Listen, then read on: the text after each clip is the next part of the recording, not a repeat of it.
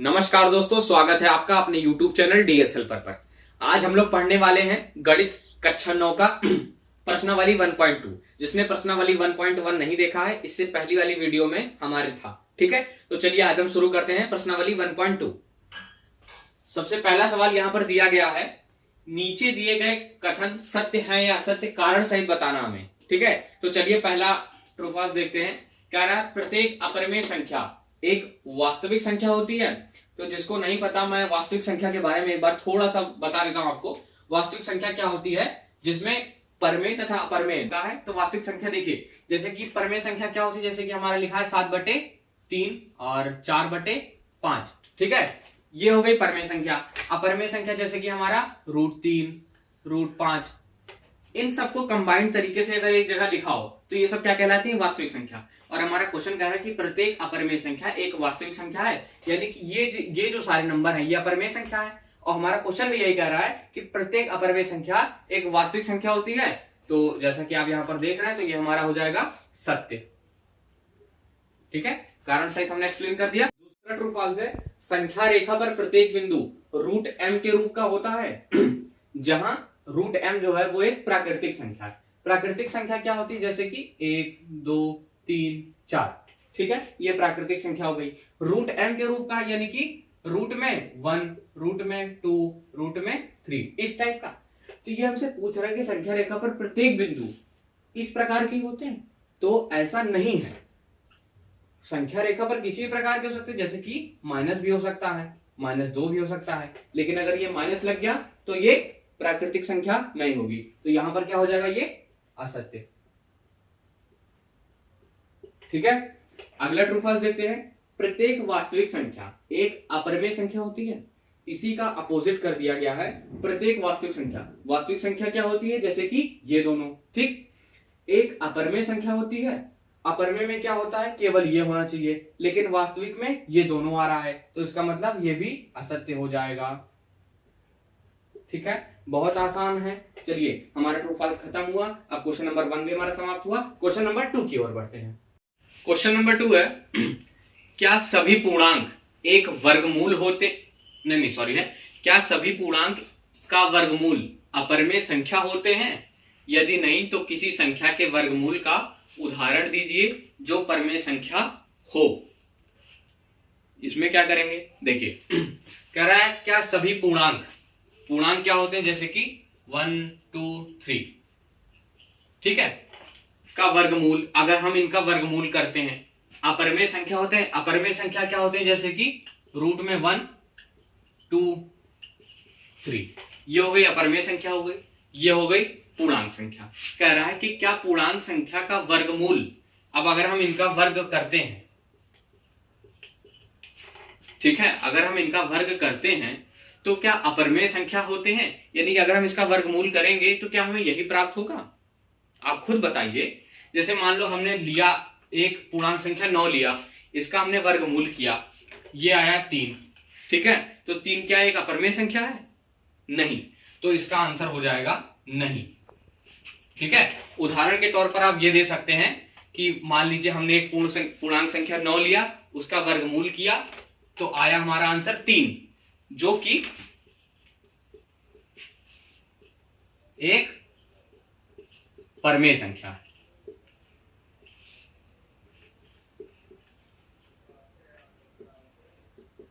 अब आप सोच रहे होंगे 3 कैसे परमेय संख्या है, तो मैं आपको बता दूं कि क्या ये 3 ही तो लिखा है, ये 3 ही तो लिखा है। उम्मीद करते हैं ये आपको समझ में आया होगा। चलिए क्वेश्चन नंबर 3 देखते हैं। क्वेश्चन नंबर 3 कह रहा है, दिखाइए कि संख्या रेखा पर √5 को किस प्रकार निरूपित किया जा सकता है। यानी कि हमें नंबर लाइन पर √5 को रिप्रेजेंट करना है। ठीक है, कैसे करते हैं, देखिए, तो आप शायद 8th में पढ़े होंगे पाइथागोरस प्रमेय के बारे में। ठीक है, तो जिसको नहीं आता मैं थोड़ा सा एक बार ये समझा देता हूं। पाइथागोरस प्रमेय, ठीक है, क्या होता है, समकोण त्रिभुज में ये 90 होता है। ठीक है, और इसमें जो होता है, यानी कि जो दो भुजाएं होती हैं वो तीसरी भुजा के योग के बराबर होती हैं। सारी नहीं, कर्ण की मैं बात कर रहा हूं। ये हो जाता है हमारा लंब और ये हो जाता है हमारा आधार। ठीक है, तो यानी कि हमारा पाइथागोरस प्रमेय ये होता है कि कर्ण भुजा लंब और आधार के वर्गों के योग के बराबर होती है। ठीक है, वैसे आपने इसमें पढ़ा ही होगा थोड़ा बहुत। चलिए, इसमें क्या होता है, हमें रूट 5 को नंबर लाइन पर रिप्रेजेंट करना है। ठीक है, तो कैसे करेंगे देखिए, मैं लिख भी देता हूं एक बारी। कर्ण का स्क्वायर बराबर लंब स्क्वायर प्लस आधार स्क्वायर। ठीक है, अब देखिएगा, इस सवाल को थोड़ा ध्यान से समझिएगा। जिस प्रकार हमारा कह रहा है कि रूट 5 को संख्या रेखा पर प्रदर्शित करना है, इसी तरह कोई भी बहुत सारी संख्या रेखा, रूट 4, रूट 8, कोई भी संख्या। ठीक है, तो हमें पाइथागोरस प्रमेय का यूज कहां पे होता है? देखिए, अगर जैसे कह रहा है कि रूट 5 को हमें रिप्रेजेंट करना है, ठीक है, तो जैसे मान लीजिए एक नंबर लाइन हमें बनानी पड़ती है। ठीक है, ये हो गई हमारी नंबर लाइन। यहाँ पे हम कोई ओरिजिन पॉइंट मान लेते हैं, यानी कि मूल बिंदु, जैसे कि 0 हो गया, फिर 1, फिर 2, 3, 4। ठीक है, ये हमने एक नंबर लाइन ले ली। ठीक है, अब देखिए, अगर जैसे कह रहा है रूट 5 को नंबर इस पे प्रेजेंट करना है, ठीक है, तो इसमें हम जो लंब लेते हैं वो हमेशा 1 लेते हैं। ध्यान दीजिएगा, अगर जिस तरह रूट 5 है, रूट 4 कह दे, रूट 8 कर दे, ठीक है, तो हम लंब हमेशा 1 लेंगे। ठीक, हमें चाहिए कितना? रूट 5। ठीक है, रूट 5 हमें चाहिए, यानी कि कर्ण के जगह पर हमें रूट 5 चाहिए।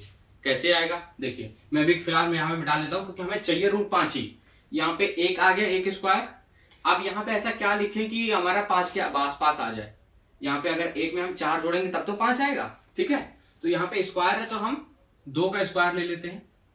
2 का स्क्वायर 4 हो जाएगा, और 4 + 1 5। देखिए, 1 + 4, ये हो जाएगा हमारा कर्ण स्क्वायर। अभी कर्ण स्क्वायर ही चलेगा। ठीक है, अगले स्टेप में कर्ण बराबर कितना आ जाएगा? √1 + 4 बराबर √5। यहां तक समझ में आया? कर्ण बराबर हमारा √5 आ गया। अब इस √5 को हमें नंबर लाइन पर रिप्रेजेंट करना है। इसके लिए क्या करेंगे, ध्यान से देखिएगा। यहां पे नंबर लाइन हमने थोड़ा सा नीचे बना लिए, क्योंकि थोड़ा सा स्पेस का दिक्कत हो रहा था। ठीक है, जैसा कि आपको यहां पर सब दिख रहा है, आधार हमारा 2 है, लंब हमारा 1 है, कर्ण हमारा √5 है, जो कि हमें इस पे दिखाना है। ठीक है, अब आधार हमें 2 लेना है, तो 2 कैसे लेंगे नंबर लाइन पर? अब देखिए, यहां से यहां 1 सेंटीमीटर का होता है ना, ये यहां से यहां 1, फिर यहां से यहां 2। ठीक है, तो ये जो यहां से लेकर के यहां तक की लाइन हुई, ये हमारा हो गया आधार। ठीक, इसको मान लिया हमने आधार। ठीक है, अब हम लंब कैसे खींचेंगे? तो लंब हमारा 1 है, तो यहां से हम 1 सेंटीमीटर ऊपर लाइन खींचेंगे। ठीक है, ये हमारा हो जाएगा आधार। मैं लिख देता हूं छोटा सा, एक्चुअली इंग्लिश में लिख देता हूं बेस। ठीक है, बेस को B फॉर लिख दे रहा हूं। ठीक है, और ये हो गया आधार, और सॉरी ये लंब है, तो इसको L से लिख देते हैं। ठीक है, ये हमारा आधार है, तो इसको हम B से लिख देते हैं। ठीक है, समझने के लिए, ऐसा कोई जरूरी नहीं है। ठीक है, ये हमारा हो गया आधार, ये हमारा हो गया लंब। अब कर्ण कैसे खींचेंगे? ठीक है, तो यहां से इसको यहां पे हम मिलाएंगे।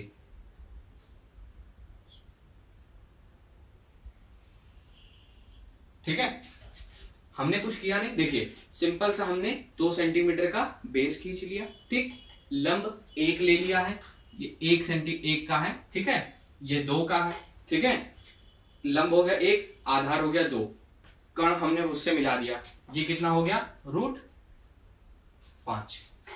अब देखिए, अब ये नंबर लाइन पर तो है नहीं, हमसे क्वेश्चन में कह रहा था कि इसको संख्या रेखा पर निरूपित कीजिए। अब जैसा कि आप देख रहे हैं कि √5 तो हमारा ऊपर चला गया। अब हम क्या करेंगे? देखिए, मैं बोर्ड पर कर रहा हूं इसलिए रफली कर रहा हूं, लेकिन अगर आप कर रहे हैं तो इसके आपको चांदा और प्रकार की जरूरत पड़ेगी। ठीक है, देखिए कैसे करेंगे।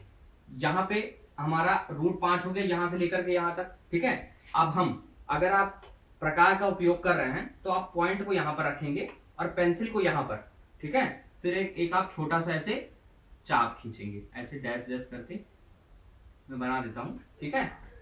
यहां पर करीब आएगा, इस पॉइंट को हम मान लेते हैं P और ये हो जाएगा हमारा √5, ठीक है।